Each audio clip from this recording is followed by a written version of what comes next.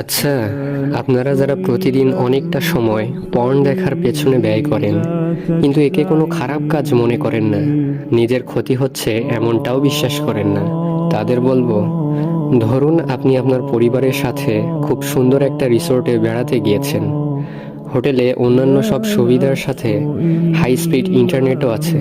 বাহিরে অসাধারণ প্রাকৃতিক পরিবেশ, নীল সাগর, আকাশ, নানা রঙের পাখি উড়ে বেড়াচ্ছে আকাশে। সবাই বাইরের প্রকৃতি উপভোগ করছে, কিন্তু আপনি হোটেলে স্মার্টফোন হাতে নিয়ে বসে আছেন। বাসায় যে ইন্টারনেট স্পিডে পর্ন দেখতেন, এখানকার স্পিড তার চেয়ে অনেক গুণ বেশি। এমন এক মুহূর্তে আপনার পরিবারের সবাই বাহিরের প্রকৃতি উপভোগ করার জন্য ডাক দিলে আপনি কি করবেন? আপনি দুইটা কাজ করতে পারেন। প্রথমত, বাহিরে না গিয়ে হোটেলে একা থাকবেন যাতে পর্ন দেখা যায়।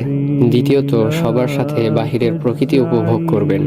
পর্ন আসক্তদের নিয়ে আমাদের দীর্ঘদিনের অভিজ্ঞতা বলছে আপনি প্রথম কাজটাই করার সম্ভাবনা বেশি।